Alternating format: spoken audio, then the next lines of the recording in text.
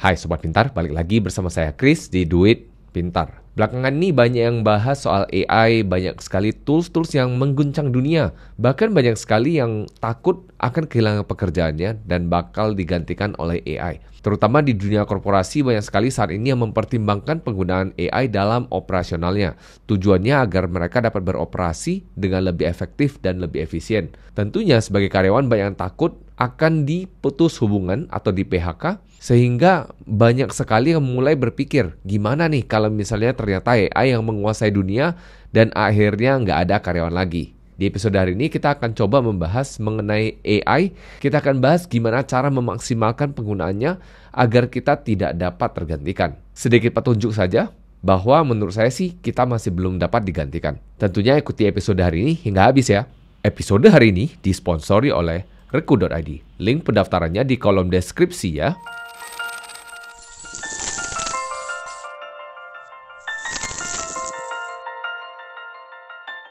Seperti biasa nih, sebelum memulai, BPJS-nya dulu dong.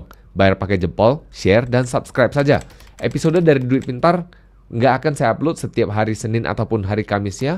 Lebih tepatnya nggak setiap minggu lagi. Karena kesibukan belakangan ini yang membuat saya terpaksa harus menggeser jadwal dari Duit Pintar. Hal pertama sebelum saya memulai, saya akan bahas dulu gimana yang saya kerjakan selama ini dan apakah saya pernah menggunakan AI dalam kerjaan saya ataupun dalam keseharian saya. Jawaban saya sih saya bilang ada banyak sekali hal yang saya gunakan yang sudah berserempetan dengan AI sejak lama. Karena memang keberadaan AI ini sebenarnya bukan hal yang baru banget, memang boomingnya di 2022-2023. Tapi sebenarnya keberadaan AI ini sudah cukup lama. Dan setahu saya yang berada di garda terdepan dalam pembahasan AI ini sebenarnya adalah negara Tiongkok. Mereka mungkin dikarenakan mempunyai banyak sekali populasi dan juga banyak sekali di antara mereka yang tidak sadar bahwa data mereka itu dikumpulin kemudian dijadikan bahan pembelajaran oleh AI. Dan gak jarang nih, mereka nangkap kriminal itu menggunakan AI. Namun tentunya saya sudah menggunakan AI banyak sekali. Contohnya salah satu aplikasi note taking yang saya gunakan yaitu Notion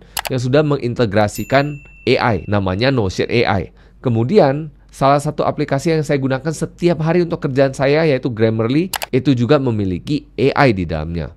Kemudian Sobat Pintar pasti punya handphone baik Android ataupun baik iOS, dua-duanya ada AI-nya dalam bentuk Google Assistant ataupun Siri. Lalu gimana pula dengan yang belakangan ini booming yaitu ChatGPT. Untuk ChatGPT sendiri saya belum mendapatkan secara maksimal hasilnya, terutama dikarenakan ChatGPT datanya yang terpotong hingga tahun 2021. Sehingga apa yang terjadi setelah itu bisa dikatakan dianya nggak tahu. Makanya banyak sekali hasil dari ChatGPT yang cenderung agak mengecewakan. Terutama kalau kita tanyakan hal-hal terbaru yang selama ini terjadi. Menurut saya sih AI dapat membantu pekerjaan kita, mempercepat penyelesaian pekerjaan, pencarian informasi, analisis data, dan lain-lain. Ya, dengan tentunya meminta AI membuat ringkasan, menulis kerangka pikir, dan sebagainya. Tapi menurut saya untuk cari informasi melalui AI masih agak cenderung meragukan. Karena ada banyak sekali hal yang dilakukan di belakangnya. Menurut saya sih kalau sebuah AI diberikan sampah isinya, ya keluarnya juga akan sampah. Ya istilah kerennya ya garbage in, garbage out. Sehingga menurut saya banyak terlalu mengglorifikasi adanya AI ini. Yang mana menurut saya ini tidak sehebat yang digaungkan. Kemudian kalau misalnya Sobat Pintar pernah nonton acara Google I.O., di mana biasanya Google menunjukkan ataupun memamerkan teknologi terbarunya. Yang mana dia memberikan contoh kalau misalnya ada AI yang bisa membuatkan janji untuk si pemilik handphone ini. Bayangkan seberapa mengerikan kalau ternyata nih kita yang menerima telepon itu dan ternyata yang buat janji bukanlah manusia melainkan robot dan kita nggak bisa bedain itu robot ataukah manusia. Tentunya ini akan berbahaya sekali menurut saya. Dan dengan adanya hal seperti ini tentunya membuka celah terjadi penyalahgunaan. Makanya kalau misalnya Sobat Pintar tahu, belakangan ini ada salah satu orang penting yang berada di Google yang mengundurkan diri akibat pengembangan AI yang menurut dia sudah agak melenceng. Lalu apa yang bisa kita lakukan dengan menghadapi AI ini? Pertama tentunya kita pikirkan. Coba duduk dan pikirkan apakah pekerjaan yang sekarang dilakukan akan dapat digantikan oleh AI. Misalnya pekerjaan kita seperti customer service. Memang nggak sepenuhnya tentunya, tapi karena untuk beberapa industri sentuhan manusia sangatlah penting. Jadi menurut saya sih ini balik lagi, apakah pekerjaan kita membutuhkan sentuhan manusia? alias human touch. Kalau memang pekerjaan kita bisa menghilangkan human touch tersebut, maka menurut saya kita harus sangat berhati-hati kalau memang kita masih berada di pekerjaan tersebut. Maka hal kedua yang bisa dilakukan yaitu lihat peluang dengan pengembangan karir yang secara vertikal maupun horizontal. Lihat apakah dari kerjaan kita, apakah kita bisa naik secara vertikal ataupun kita pindah ke bidang lainnya. Namun tentunya dengan kita pindah pekerjaan, pindah bidang, ini bisa memberikan dampak yang cukup besar pula.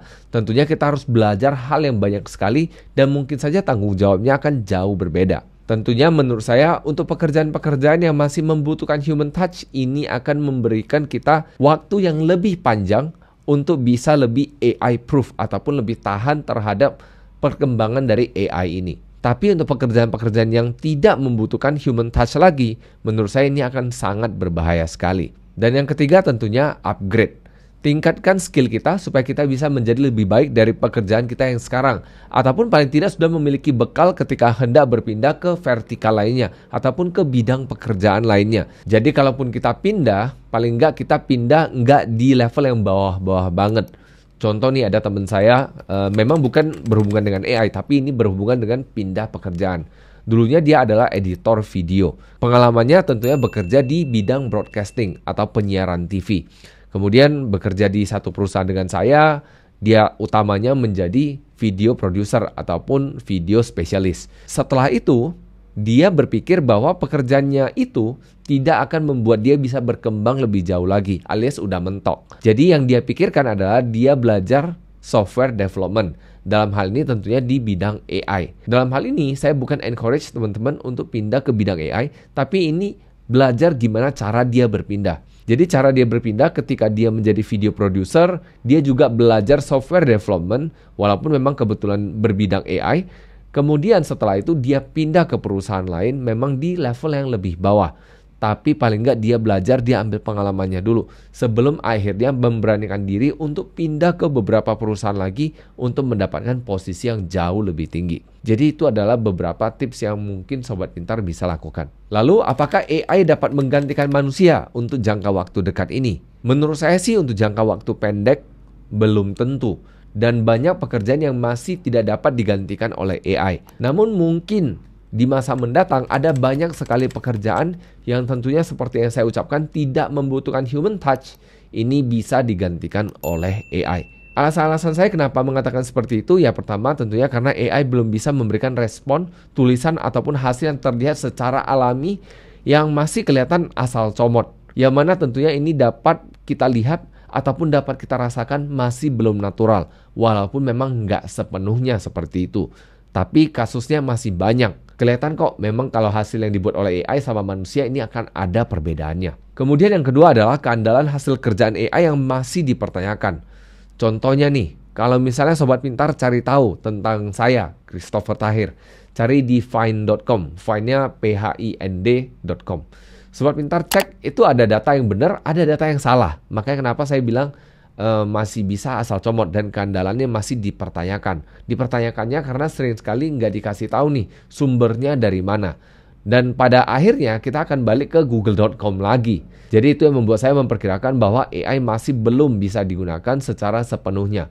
Walaupun memang dapat kita gunakan untuk mengoptimalkan pekerjaan kita. Dan yang ketiga, banyak sekali orang-orang yang agak cenderung mundur ataupun menjauh dari AI karena AI tidak diketahui sumbernya. Kemudian AI ini sering sekali melanggar hak cipta sehingga banyak sekali orang yang tidak mendukung keberadaan teknologi ini. Contohnya misalnya ada beberapa contoh tulisan ataupun beberapa contoh lukisan yang ternyata dicomot ataupun diinspirasi oleh beberapa karya yang sekarang sudah ada. Tapi tentunya si AI juga nggak ngomong nih ini dari mana sebenarnya. Namun kalau misalnya saya ringkas, AI memang saat ini belum bisa menggantikan pekerjaan kita sepenuhnya. Tapi untuk pekerjaan yang remeh, yang dapat diselesaikan tanpa ada human touch, ini sangat mungkin dilakukan oleh AI. Harapan utamanya sih sebenarnya bukan untuk menghilangkan manusia dari dunia pekerjaan. Tapi lebih cenderung mendorong manusia agar mengerjakan hal-hal yang lebih bermanfaat. Hal-hal yang dapat memang menggunakan ataupun memanfaatkan potensi manusia yang sebesar-besarnya. Lalu AI gimana dapat kita gunakan untuk mengoptimalkan pekerjaan kita? Saya sendiri menggunakan AI sehari-harinya, tentunya salah satu yang saya gunakan setiap hari yaitu Grammarly. Tentunya sayangnya memang Grammarly nggak sponsor, tapi saya hanya kasih contoh gimana Grammarly bisa bantu kerjaan saya. Pekerjaan saya sehari-hari tentunya tulis banyak sekali konten dalam bahasa Inggris, dan tentunya karena saya bukan asli orang Inggris, tulisan saya banyak yang salah. Kadang-kadang salah spelling ataupun salah ejaan, kadang-kadang salah grammarnya, kadang-kadang salah konteks, kemudian kadang-kadang kedengarannya aneh, kemudian kadang-kadang terlalu kompleks. Nah, tentunya dengan adanya bantuan AI, Grammarly bisa ngasih tahu nih, ini kira-kira masuk akal nggak seperti ini, ataupun gimana kita bisa membuat menjadi lebih sederhana, gimana kita bisa membuat dengan grammar yang lebih baik dan sebagainya. Tentunya si Grammarly ini juga kadang-kadang kita harus teliti juga. Kadang-kadang memang yang disarankan masuk akal, tapi sering juga yang disarankan ini nggak masuk akal. Contoh yang paling sering yang saya temukan nih, di dunia trading ada istilah yang namanya pattern ataupun pola. Kalau kita tulis, tentunya di semua artikelnya tentunya kita harus tetap menggunakan kata pattern. Tapi untuk di Grammarly sering sekali disuruh ubah. Jangan pakai kata pattern karena sudah terlalu sering disebutkan dalam artikel itu. Maka disarankanlah menggunakan kata yang lainnya, misalnya design. Yang mana kalau kita gunakan kata design, mungkin mirip untuk konteks lainnya. Tapi untuk konteks trading, ini nggak masuk akal sama sekali. Misalnya saya katakan double top pattern, tiba-tiba jadi double top design. Jadi aneh banget gitu.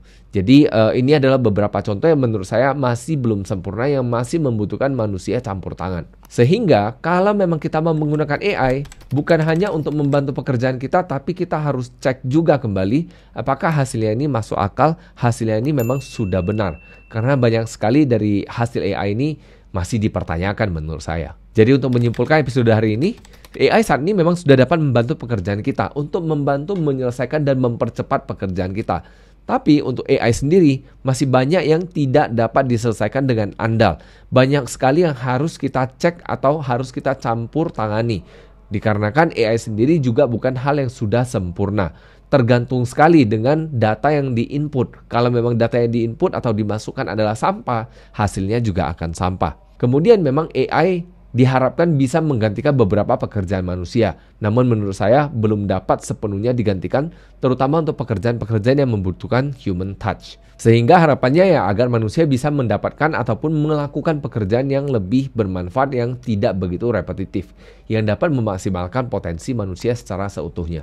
Jadi itu saja episode hari ini mengenai AI dan pekerjaan. Sobat Pintar, sudah pernah pakai AI belum? Kalau sudah, tulis dong di kolom komentar. Itu saja episode hari ini. See you in the next episode and bye-bye.